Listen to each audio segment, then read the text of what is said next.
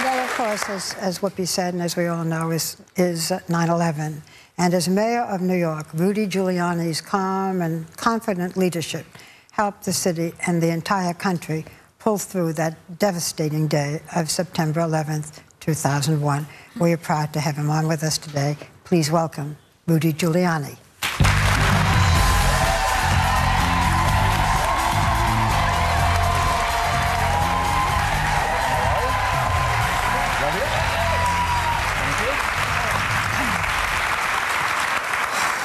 Welcome.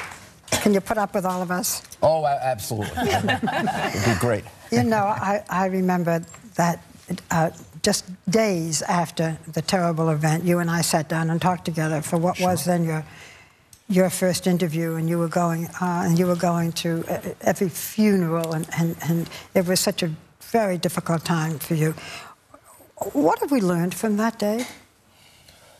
Well, I think we've learned a great deal. First of all, we've learned about the danger of terrorism, and we spent a lot of time, I think, preparing ourselves for, God forbid, something like that happening again. I think we've learned that we can sustain a tremendous attack and still survive and become stronger as a result of it, even emotionally. People ask me about the city of New York. I think the city of New York is stronger as a result of it. It's emotionally stronger, has a better sense of itself, what's really important. I think we see that when we are attacked, the country all this political stuff goes away, and the country comes together. We had 4 or 5 months of that. People say, well, why did it stop? Well, because things went back to normal. But the reality is, when this country has to come together, it does. You had Republicans and Democrats all on the same page, trying to do the same thing. For 2 minutes? No, for 2 or 3 months. Okay. Until things got back to normal, and then they go back to their usual fighting.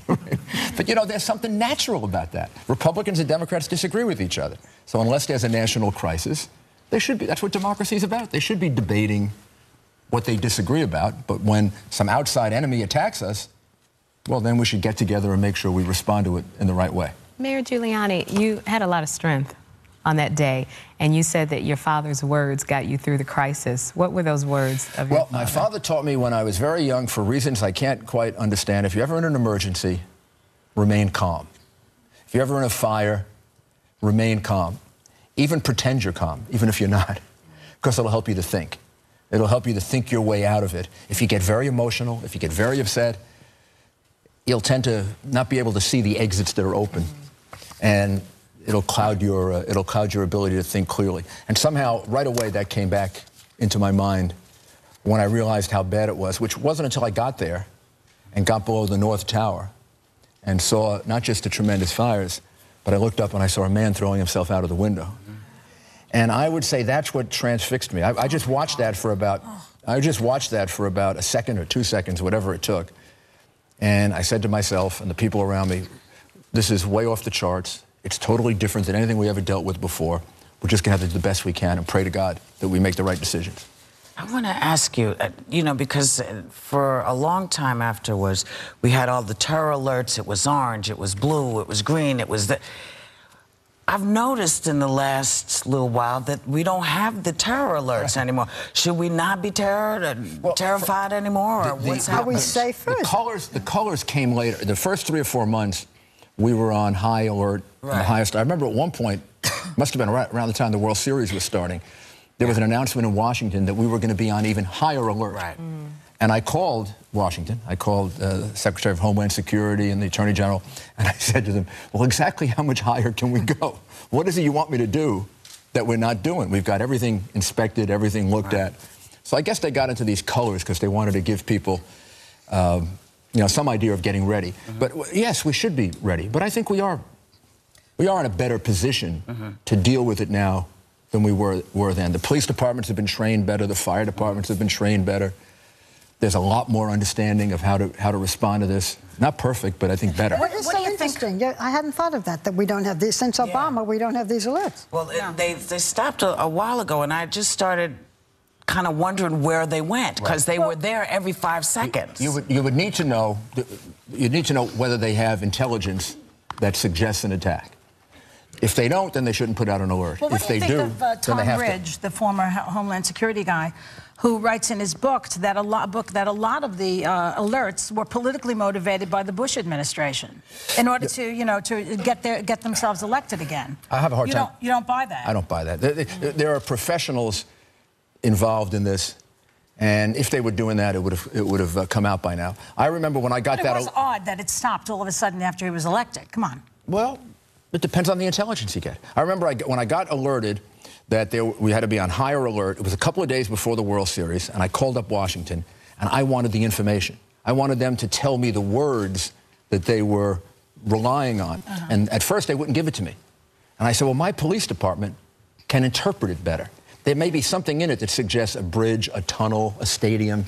And it took all day to get the information. But I finally got it. I finally got it by saying that if you don't give me the information, I'm going to cancel the World Series. Oh, they give it to you. New Yorkers don't like that. Mayor Giuliani, speaking of... And I would have. Speaking of elections, President Obama has been in office for 8 months. You've been very vocal about, you know, you're not for him.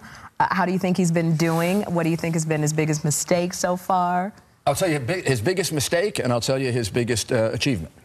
I think his biggest mistake is the amount of spending at a time in which we are in recession. Maybe we're coming out of it, but I think the spending is so huge, so historic, and so large that he's setting us up for inflation, which will be a terrible burden. Do you think he had a choice? Yes, I think he had a choice. What was the choice? Well, first of all, I thought the stimulus package could have been a third the size and been a lot more relevant. It was basically the usual political pork barrel You don't feel spending. it's helped the economy at all, the spending that he's been doing? Not the amount. First of all, he only spent about 10% of it. 12% of it. The big stimulus came with Paulson during the Bush administration. Well, that was different. That was actually right into financial institutions. You can argue whether they should have done it or not, but that goes right into the heart of our economic system and gets money out.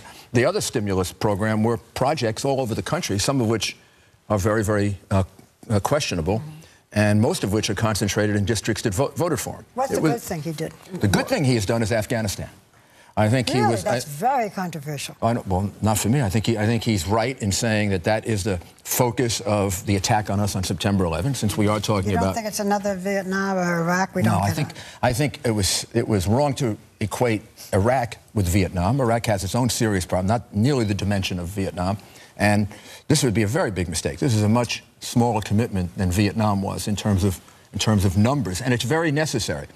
The people who attacked us on September 11 were headquartered in that region of the world. Then why did we go to Iraq? We went to Iraq because Saddam Hussein was someone who supported Islamic terrorism. Islamic terrorism has multifaceted But a lot of people places. supported Islamic terrorism. Why him? Because he was one of the more dangerous and one of the richer people who did. But also for the terrorists, they are not sitting around in different little blocks. They're mostly in caves on the border of Pakistan. Well, I think the way you have to approach it is it's a multifaceted problem. I think he is absolutely right to focus on Afghanistan. He would make a mistake if he became Afghanistan-centric. He'd make the same mistake as being Iraq-centric because it is in a lot of different places. But if he's saying he's got to put more emphasis on Afghanistan without forgetting everything else, he's absolutely right. And I think if General McChrystal needs more troops, he should get him the troops right away and kind of learn from the history of Iraq that how about listening to the generals and getting them what they need? Well, we're going to come back with some personal questions. We're also going to take a peek at your wife, who's in our audience. I have one quick question before we go to the break. Are the Yankees going to win the World Series? Absolutely. Of course. What did I expect? No doubt about it. What did I expect?